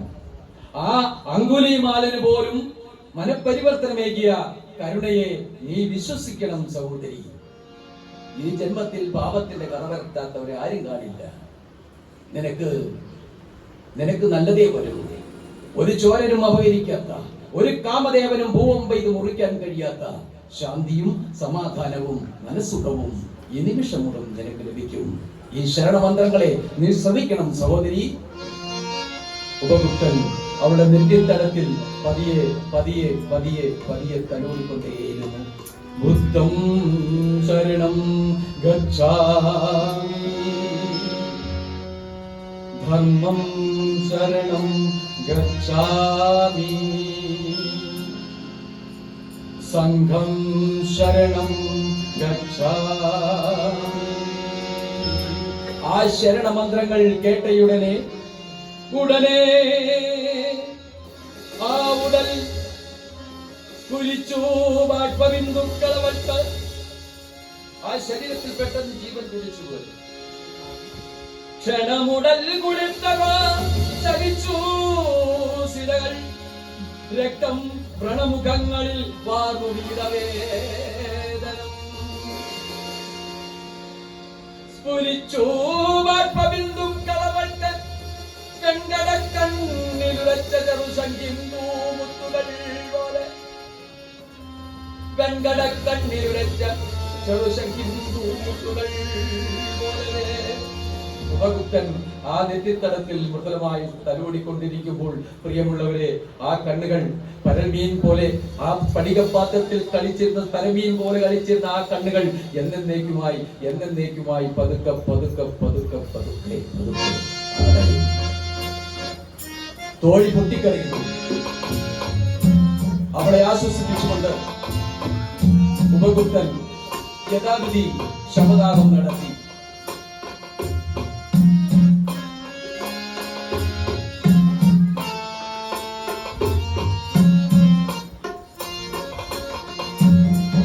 എരിയുന്ന ചിത പോൽ മനമുരുകി മധുര സ്വപ്നങ്ങൾ ഇടവാങ്ങി.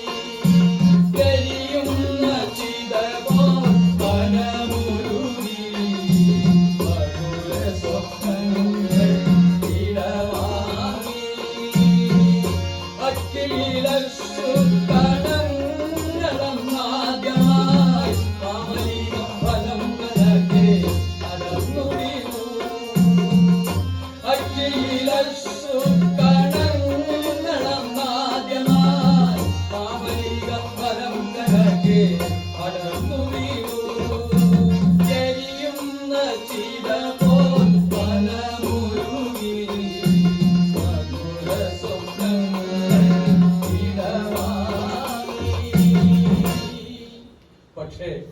അത് വേദനയുടെ കണ്ണുനീരല്ല. ആര്യസത്യങ്ങളിൽ ദുഃഖം സത്യജ്ഞാനമാണ്. കരുണയുടെ കയത്തിലെ പരിണതോജ്ജലമായ മുഖാഫലം മാത്രം. നെല്ലിക്ക ഒന്ന് വീണാൽ പിന്നെ ആ ഞെട്ടിൽ മറ്റൊന്നും കാണില്ലല്ലോ എന്ന് പറയും പോലെ അത് ആര്യസത്യങ്ങളിൽ ആ ദുഃഖം സത്യജ്ഞാനമാണ്. കണ്ണുകൾ തുടച്ചുകൊണ്ട് ഉപഗുപ്തൻ വന്ന വഴിയെ ആ ഒറ്റയടിപ്പാതയിലൂടെ തിരികെ നടക്കുന്നു. ഈ കഥ പ്രിയമുള്ളവരെ ഇവിടെ പൂർണ്ണമാകുകയാണ്. കഥ തീർന്നു. പക്ഷെ ഈ പുസ്തകമുണ്ടല്ലോ, കഥ തീർന്നു പറയണം. പക്ഷെ ഈ പുസ്തകമുണ്ടല്ലോ, ഈ കാവ്യ പുസ്തകം, കരുണ എന്ന ഈ കാവ്യ പുസ്തകം, ഈ പുസ്തകത്തിന്റെ ആദ്യ പേജിലും അവസാന ഭാഗത്തും കുമാരനാശാൻ ഉപഗുപ്തനോട് അപേക്ഷിക്കുന്നു. കേൾക്കാം. നമസ്കാരം ഉപഗുപ്ത വരിക ഭാവാനിർവാണ നിമഗ്നരാകാതെ വീണ്ടും ലോകസേവയ്ക്കായി. നമസ്കാരം ഉപഗുപ്ത വരിക ഭാവാനിർവാണ നിമഗ്നരാകാതെ വീണ്ടും ലോകസേവയ്ക്കായി. നമസ്കാരം ഉപഗുപ്ത വരിക ഭാവാനിർവാണ നിമഗ്നരാകാതെ വീണ്ടും ലോകസേവയ്ക്കായി. ഇന്ന് നമുക്ക് അപേക്ഷിക്കാം. മതം കരുണയാണെന്നും അതിന്റെ പാത സമാധാനത്തിന്റെ പാതയാണെന്നും നാനാത്വത്തിൽ ഏകത്വം നമ്മുടെ സംസ്കാരമാണെന്നും പറഞ്ഞ് മതസൗഹൃദ സാഹോദര്യ ബന്ധങ്ങളുടെ അട്ടിപ്പേര് മുറിക്കും മുമ്പേ, ഈ ഭൂമിയെ, ഈ നാടിനെ പാപമംഗലമാക്കും മുമ്പേ, ഈ നാടിനെ രക്ഷിക്കാൻ വരിക ഭാവാനിർവാണ നിമഗ്നരാകാതെ വീണ്ടും ലോകസേവയ്ക്കായി. നമസ്കാരം ഉപഗുപ്ത വരിക ഭാവാനിർവാണ നിമഗ്നരാകാതെ വീണ്ടും ലോകസേവയ്ക്കായി. നമസ്കാരം ഉപഗുപ്ത വരിക വരിക ഭവാൻ വരിക ഭവാൻ.